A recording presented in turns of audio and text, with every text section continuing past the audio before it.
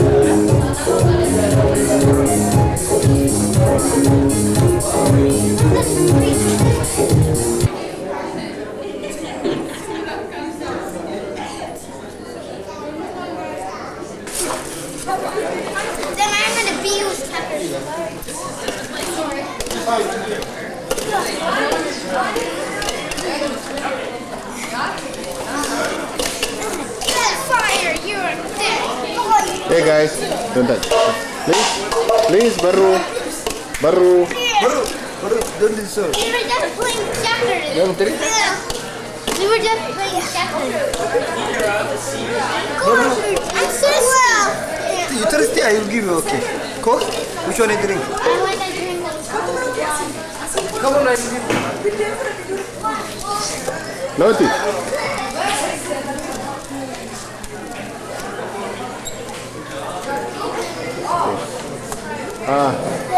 Hey, drink. What do you want? What do you have? Bread or these are just...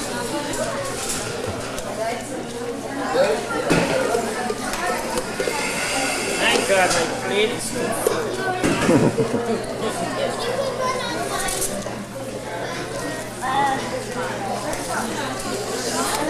Okay, so then go to the thing I have got a Lamatan, you're at the bottom.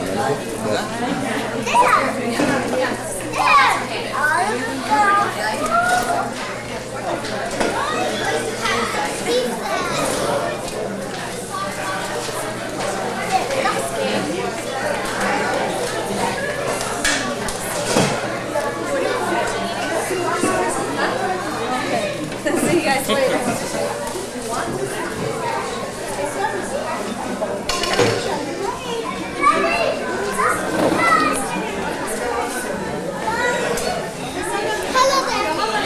Ano ba ito? Lotion. Just get one. You want to drink?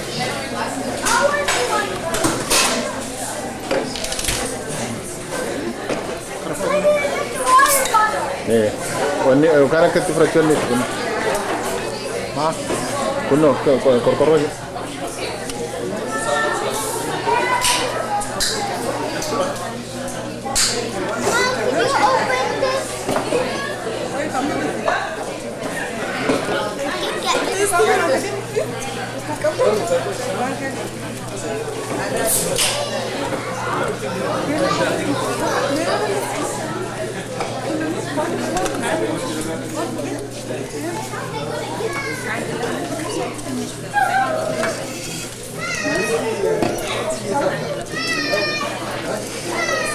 I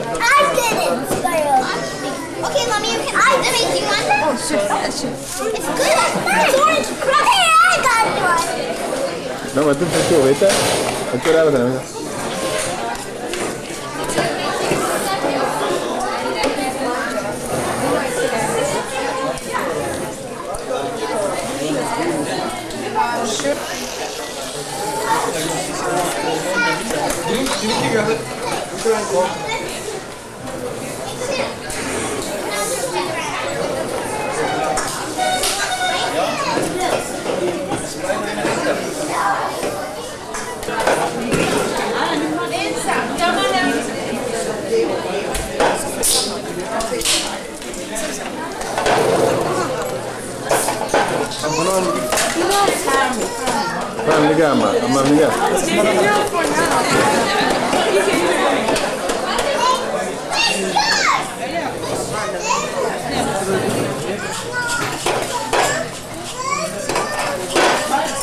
That's good enough for me.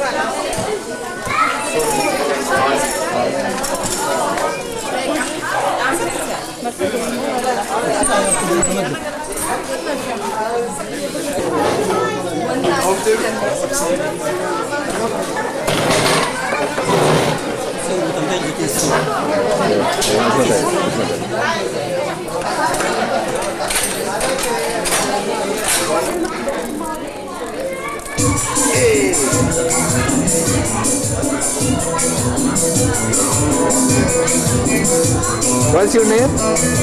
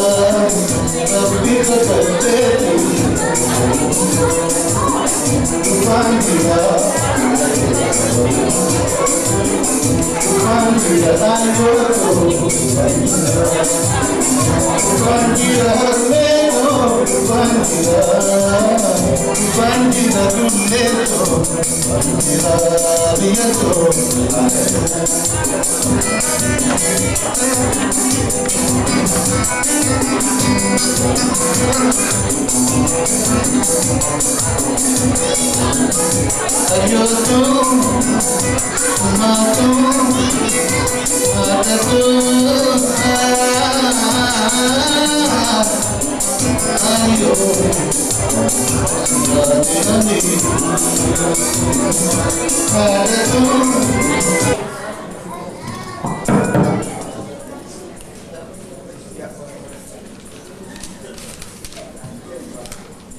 kabajamtoota keessummoota keenya kabajamtoota miseensota hawwii gaaddisa Oromoo Maanitoobaa akkasumattis hawaasa Oromoo Maanitoobaa baga nagaan dhuftan isin jenna. Arra galgala kana ibsaan kun maa isin laaluudha. Arra galgala kana gaaddisni Oromoo Maanitoobaa yookaan immoo Oromo Association Manitoba halkan aadaa kana waan qopheessee isa waamicha isaa fudhattee waan dhuftaniif waa'ee gammachuu qabnaa galatooma. Ladies and gentlemen, welcome. We are very happy that you took your time to come to this cultural evening tonight. Tonight, the Oromo Association of Manitoba, in cooperation with the Oromo Cultural Group, has organized this evening, and you will be witnessing one of the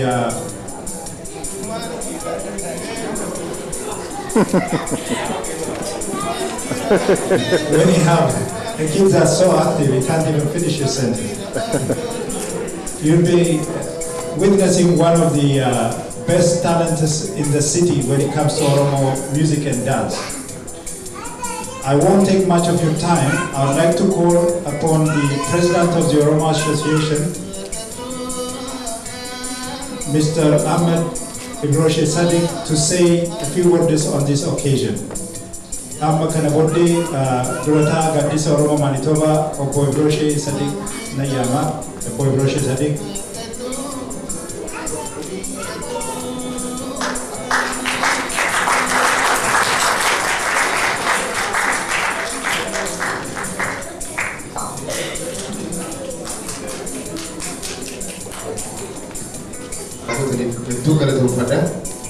Fayyada akkuma beekanitti qophiin irratti nyaata godhaa jirru kan ijoollee keenya hawwisoo Folklorama irratti waggaa duraati.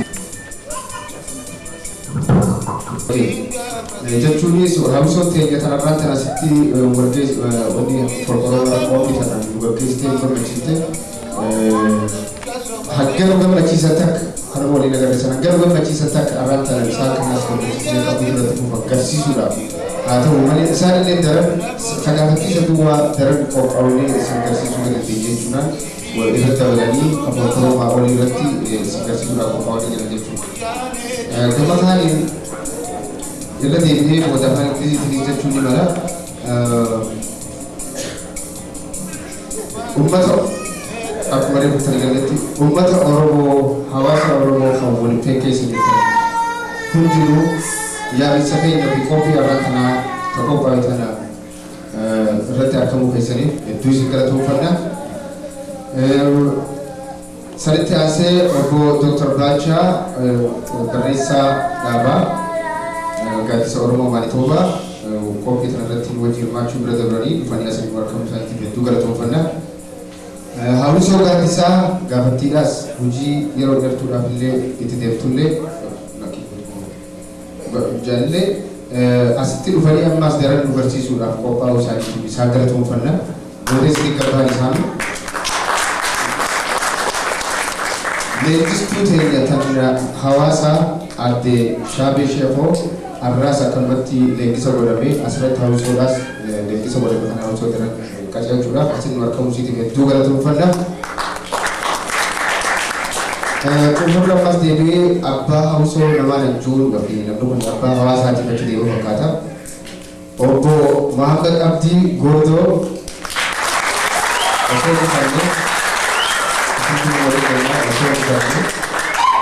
osoo dhufannee ani uummata jedhamuu hin danda'u hawwisoo jedhamuu hin danda'u bira dhaabbateetiin ilaalluma deema jira. Akka laalletti Folklorama arguun walii badee seenee kabaju fakkaatu uummata Oromoo dhabuu hin danda'u hawaasa dhabuu hin danda'u jira. Abbaa hawwisooti. Akkasumatti amantii Oromoodhaa tan Oromoodhaa oguun nagaadha. Amantii Oromoon ittiin yaamamtu kan dura bu'ee booda wanni dhugamu eebba dhugamu obbo Asaffaa asirratti argamu isaaniitiif hedduu galatoomfanna.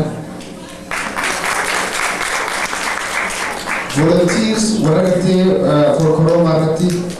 Folklorama irratti qophii godhamicha irratti cina dhaabbatan sammuu saabuudhaaf waan laaftuun turre walisan sammuu saabuusuudhaan maruudhaan namoonni gartee qoota isaanii argitan footoodhaatti qophaa'ee ilaaluu dandeessan viidiyoo akka mara isaa dandeessan warri gaafas qooda nu fudhate hanga xiqqaatti galatoomuu isaanis arra sana irratti dabalee asirra nu argamuudhaan akkasumatti waan hojjetamu ka'arraa tanaatti illee qooda fudhatanii irratti dabalu kanneenis ka gaafas qooda fudhatan arra fudhatanii nu wajjin dhaabbachuudhaaf hedduu galatoomfanna baga argaa dhuftan jenna.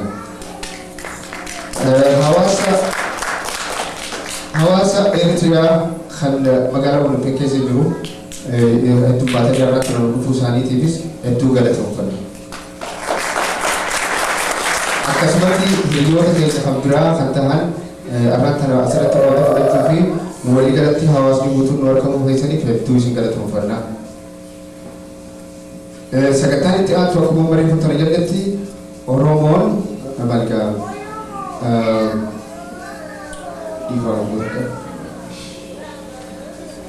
wanni irratti walii qabamne tana bareeffamne san taatee itti aantu akkuma bareeffamtoota jalatti isaan hawwaasota galatoomfachuu fi hanga nu gammachiisan takka isaan gammachiisuuf kan duraa gutaatu eegasiin booda tan aadaa daran nu barsiisanii waliin itti gammaduu fi alagaalee itti barsiisuu taati.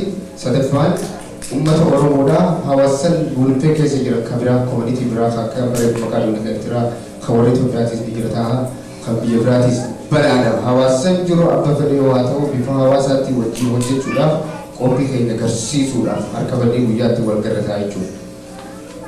Kaan seenaa Oromoo afaan Ingiliziitiin booda himaa afaan Oromootiin barbaachisaatti fakkaatu. Namni Oromoodhaa hundinuu seenaa ni beeka. Tanaafuu kampeen illee booda barachuu danda'a waraqaan barreeffamtee isin itti dargaggoodhaaf afaan Ingiliziitiin tokko ba'a. I'm going to repeat what I said in English for friends of us who are present here taking a part of our social so that they can understand what's going on. I start thanking Dr. Bacha for his wonderful introduction.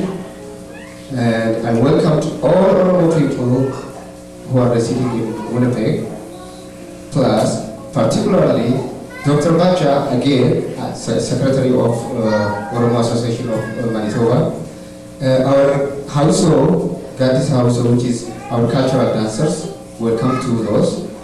Trainer Shabi Sheho, the trainer of household, which is a cultural dancer. Abba household, which is Gordo, the father of household, the father of the dancers, our dancer group. The spiritual leader, Oromo spiritual leader, Obo Asafa, and all volunteers who are participating in African Pavilion and also today's preparation. And the Eritrean community in Winnipeg, who we took a part with the last 2 weeks, and as we promised and as we have seen it, we have seen a lot of our Eritrean community in Winnipeg coming to our festival and social today. So thank you for Eritrean community in Winnipeg and all other friends of Oromos who are living in Winnipeg and other community members. And thank you for being with us and taking a part of this wonderful social.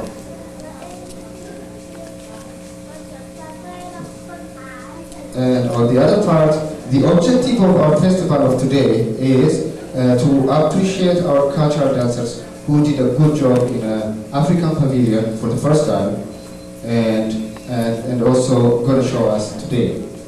And the second one is to entertain with more cultural dancers, which are here, cultural shows, Oromo cultural food, and the music that will interact all of us. That's going to be after all the shows. And to bring Oromo community together with the other community residing in Winnipeg. That's the objective of today's social. And maybe for those of you who are new to the culture of Oromo, can wonder asking what are Oromos? What are Oromo people? We just hear it. What are Oromo people? Who are they? Although I cannot explain all history of Oromos in short, but I can give you some guidelines. Oromos call ourselves Oromo people, and our nation and the country will be called Oromia.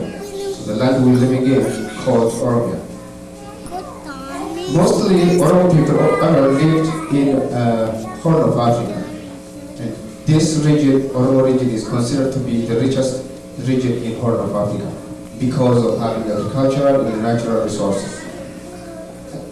We are located in Ethiopia Empire even now, covering over 600,000 square kilometers, which is a big one.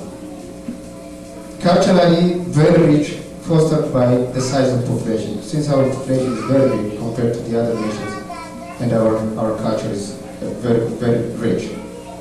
You can see that we cannot even show all Oromo cultures or Oromo dances at one show. So what we're trying today to show you is the majority of the shows, but not all. Since the nation is very big and it is rich culturally. Language-wise, all Oromos have only one single language, that is called Afan Oromo or Oromifan. Religiously, we have a combination of Islam, Christian, and a traditional Oromo religion, which is believed by Waka.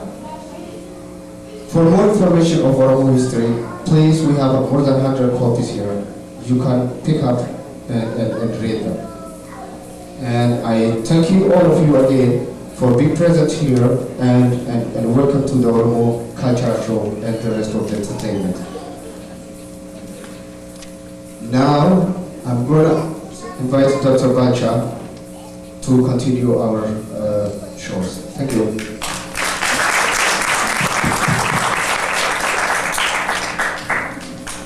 Thank you, Roger Kalatomi. Amma kana bode akkuma aadaa keenya obbo Asaffaa as dhufee akka galgala kana yookaan halkan kana eebbisuu isa gaafata.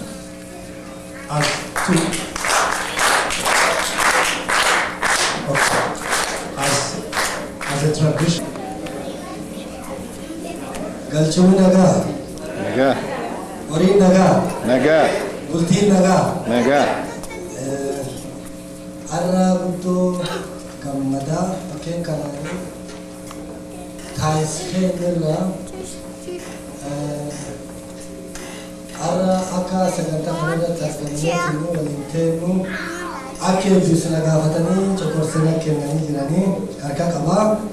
Maal jennaan Oromoo warra qotatu, warra tiffatu, warra bobbaafatu, warra aadaa ofii qabu.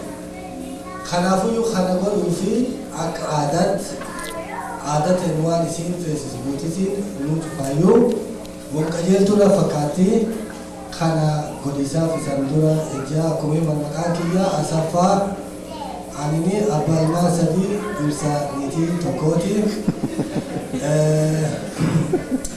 Cokorsa kana harka qabadennaan cokorsina ammoo adda dubbannu loqoteettuu qabna haasa dheeratinaan jedhina ammoo maal jedhanii bu'aa akka Arsiitti, akka Shawaatti, akka Wallaggaatti, akka Gujiitti, akka Booranaatti hamma qanda'in cufalle Hararilleetti dubbiin an jedha akka isaan feetanii faarsanii dhufuu dandeettu ammoo anini akka naaqa jalqa dubbachuu jirkana isanii dubbadha waan tokko dubbachuu barbaada. Jaldeessi namichi ufti beeka? Duuba jaldeessi haati qaba. Quriin isaa guyyaa tokko quriin daa'imisi haadhuma gaafatteedha. Aayyoo wasi gaafatte gaafate. Atini yoo aduu dugdan nabaatta yoo qorra ammoo gara jala nabaatta jaalala kee wallaale akkamii naa himi jettee gaafatteedha. Wanni an jechuun isanii gaala. Yoo dhufnee akka waliin teenyee wal barannee fuula dargaggoon kun keessa waan akka dansaa kan nu qopheessitee irratti hin argamne namni hedduun ammoo waan Oromoo dansaa argeetti gammadee hin jennaan alleen guddoo gammade. Waan guddoo dansaa beektaa kana qopheessitee dhuftee taa'atteetti mul'ate isee agarsiisuun isii ijoollee xixiqqoo hedduutti tuqan keessaa mul'ata. Ijoollee xixiqqoo kan akkanatti akkasiin of barattee wal barattee dhuftee akkan argamtu. kiyyaalee na ta'uuf guddootti gammadee ture ammoo dhumne guddoo dansa. Kanaafuu isa warri waa kan gootanillee cuftinuu galatooma in eebbifannaa ani yoo eebbisu waan an jedhisanii nagaa jecha na jala gaafatan. Horiin nagaa. Bultiin nagaa. Tirii keen nagaa. Galchumii keen nagaa. Guddaan keen nagaa. Diqqaan keen nagaa. Lafti teen nagaa. Kaayoon teen nagaa. Bilisummaan teen nagaa. Hormaati keen nagaa. Bultiin teen nagaa. Jabaan na waaqisaan eebbisu galatooma.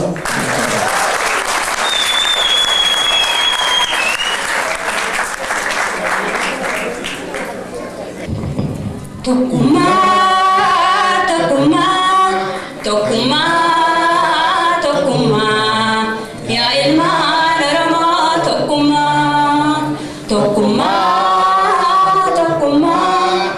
Tokuma ya ilmaan Oromoo Tokuma amantaan gargaarin baanu amantiin tabbaa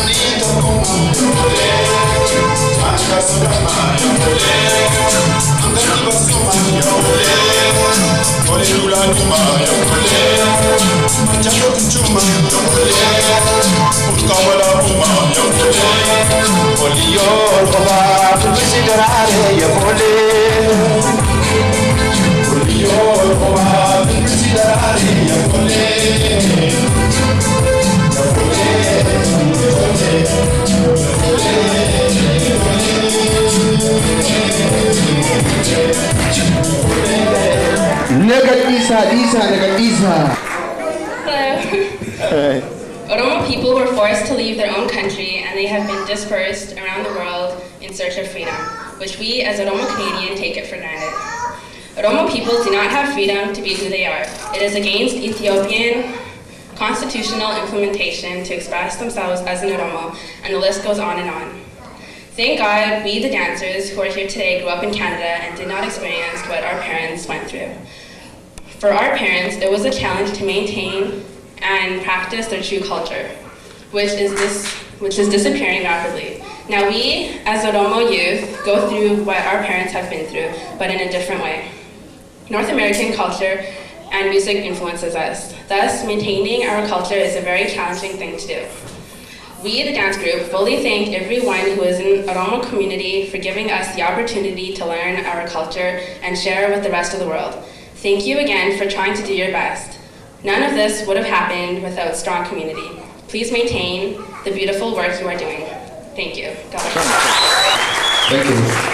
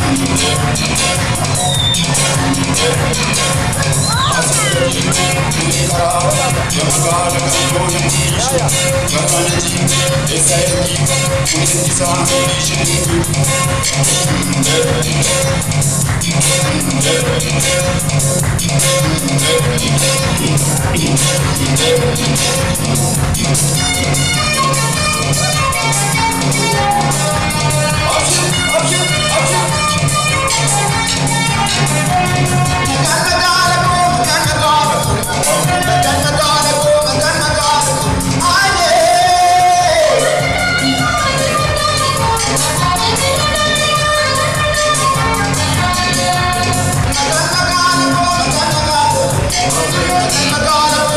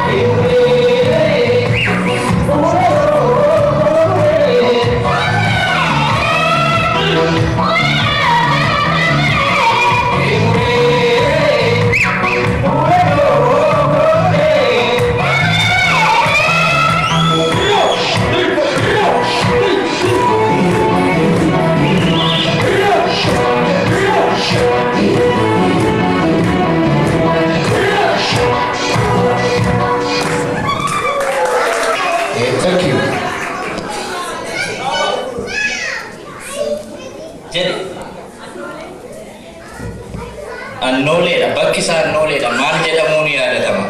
Harma muraa harka muraa.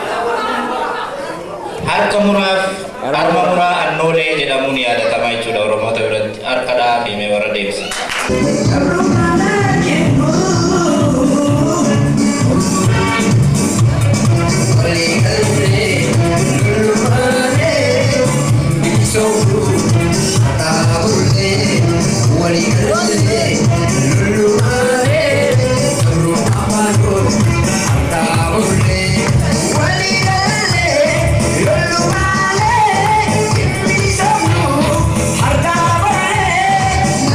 La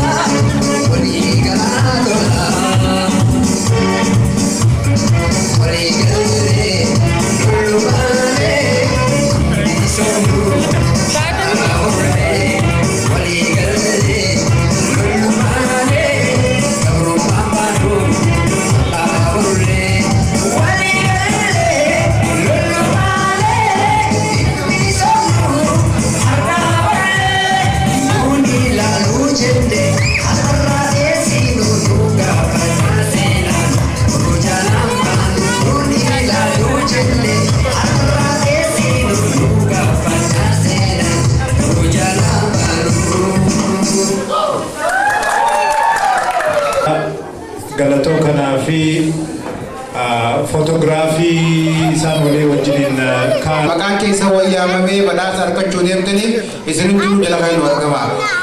Meegaa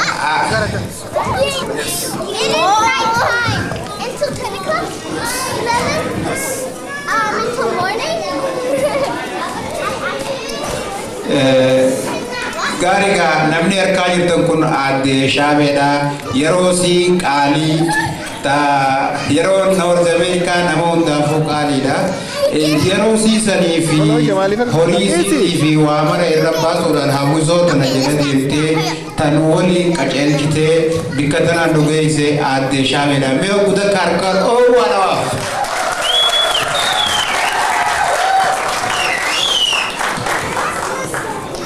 Gordo, look come today.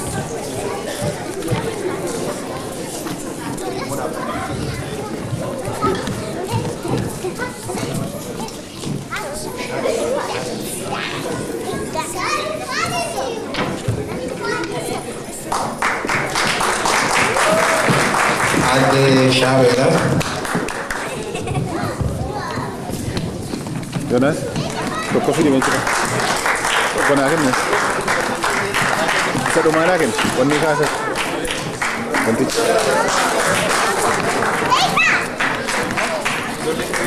Tokko isa dhumaa naa kenne. Foto. Can you please keep it all the kids down, please? Jolie ka pusa big the day ya ora phu.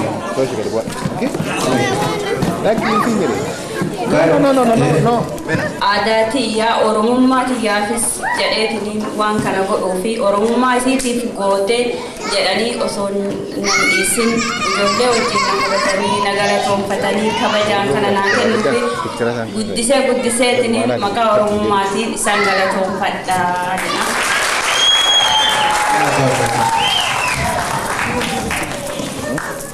Silaawa fagoon deemnu gaa'ii asuma deebineeti dhalaa galataa tatti aantu aadde Seenaa Ayyuub Nasrootiin talmasiiti jechuudha. Seenaa Ayyuub. Seenaa.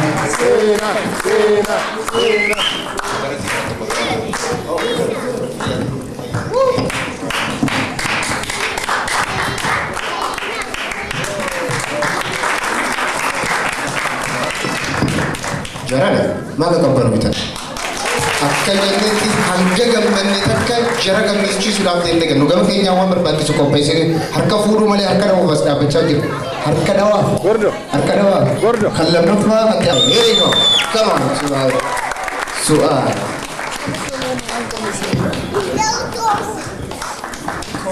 Su'aal Folklorama irratti argamu bakka Faamaa irratti dubartee jirti fayyaade. Thank you Su'aal. Mumtaz Abdullahi obboleettii isiidha. Mumtaz. There you go. Architect Kitanazanatis, the youngest and the best. Here you go. Mumtaz. Thank you very much. Fayyade. Thank you. Arkabul. Fayyade. Thank you. Katianu Muna Abdullahi. Oh, Gade. We really thank you. Fayyade. Thank you. Thank you. Thank you. Thank you. Thank you. Tatiatu Muhammad Omar Wadai. Pico. Here you go. Pico. There you go. Thank you very much, Pico. Thank you. Pico na one ajaib tu tak doku bersih. Bukan mereka kasih dia susah. Mudik apa, murmak apa, milak apa, terbunyi ni. Amma kalau berkata ini, here you go. Pico. Katakan Rahima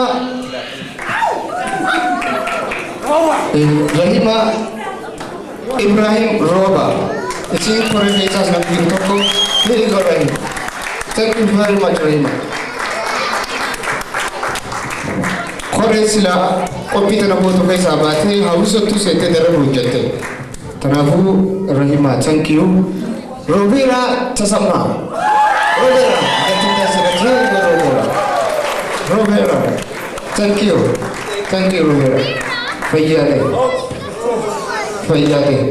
Thank you. You're gonna put this on in the class, which is in. Thank you. Arabka. harka kan garamsa eresa opo garamsa there you go garamsa bhaiya thank you garamsa thank you there you go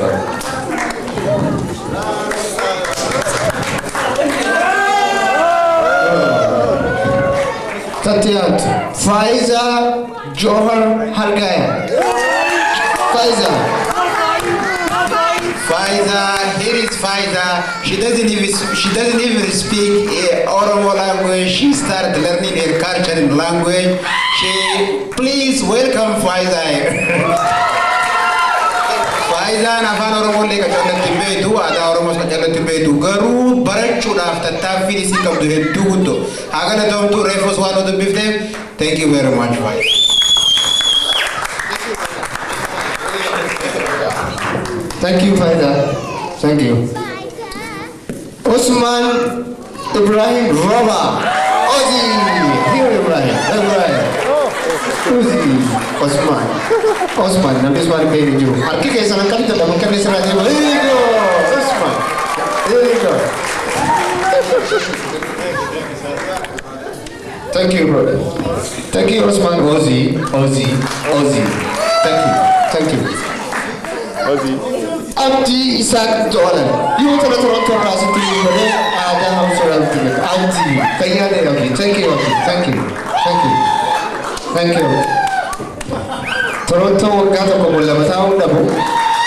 Toronto ada sa kasi sugren kan ni bersis nesi. Mutentu bersis ne. Dapat cukup karata ko be kamele khalim be ho. Asinti namni Oromo na kampi berana magala tan gurek. Adas bersisne, afam bersisne, tokuma bersisne, wajijirenya bersisne. Winnipeg is the best place to live for all of us. Tokuma kiti jirisne itu. Kota wari Toronto. Thank you, Abdi.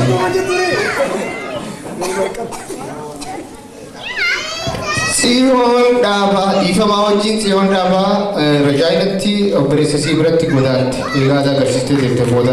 Bika burasa, bika sira, operasi gambachun. Ni fuda jechu. Ade se on if gambachun. Ade se muja bersih ka jirtu. Thank you very much for your help with the team. Ada tifu bi ka jirtu tu. Right? Sadi itu pakai sarung.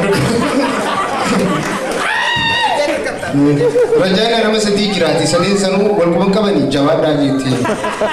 Garwani rampan chungkap ni tak boda ni sekali masih sana. Opo Obsa Adam. Obsa. What is Obsa? Hey? Akan ni siapa kamu di mana? Obsa. Very good Obsa. Fayade Obsa. Very good. Fayade.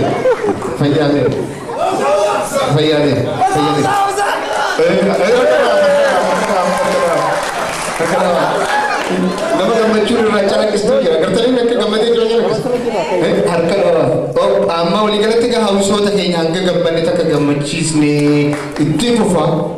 Kuri, wanti kota kecil kabasi. Haus hotak yang wan muda itu, khana kanat kabub sinobit.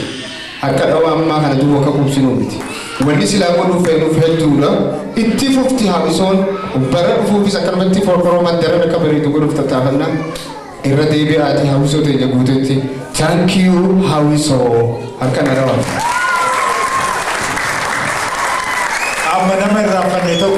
We forgot somebody very important. The DJ, the music man.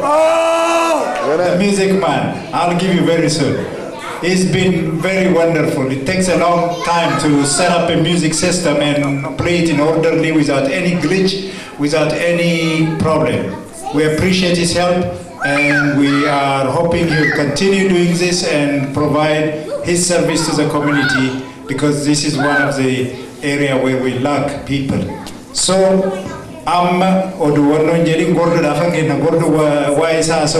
Gordo wants to talk about it. So he wants to tell us something about the DJ. He knows a lot more than I do. Gariga. Opo Yonas la namni bene jiru namni isam bene makani sa Yonas limiti Jonas yo kanabiranis DJ Muzungu ya DJ Muzunguudha. DJ Muzunguun eega DJ Muzunguu ta'e yeroo lammee isaa isaati. Yeroo duraa DJ ture badhaasa irraa harkateen kan ka'e DJ Muzunguutti daanee. Gaariigaa kanaafuu Yoonaas dhugaa hojii mataa isaa osoo qabu yeroo isaa qaalii nu waliin gubee silaa wanta kun hundattuu dirqamumaa abaluu waan qabu hedduu namni bikka tana nu wajjin lafee irrattis wal nyaachaa afaaniinis wal dabraa waliis lolaa waan fedhallee waliin jechaa harkaanis waliin cehaadhaa wajjin bikka tana geenye tokko obbo Yoonaas. Badhaasni irra kennaafii jiru kun is not enough for him. Gayaadhaa miti. Garuu haanuma qabaatu jechuudha. Galatoomiinsi ijaa Yoonaas dhiyaadhu badhaasa mee fudhadhu.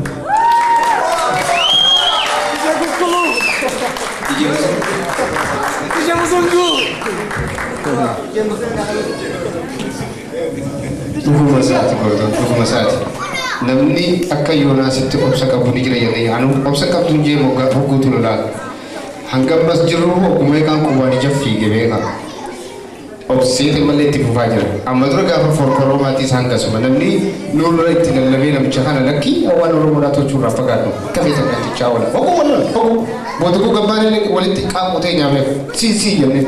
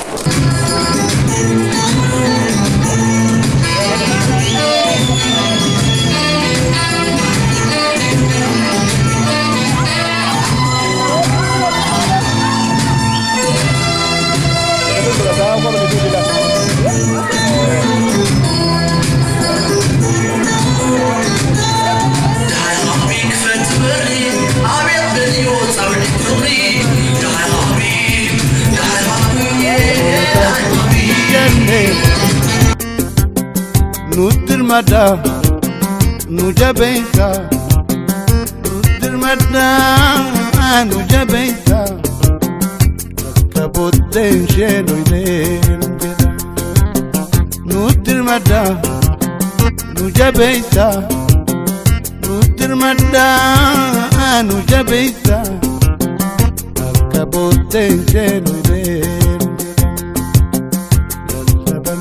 Lalabane Sawoni iyane lalabane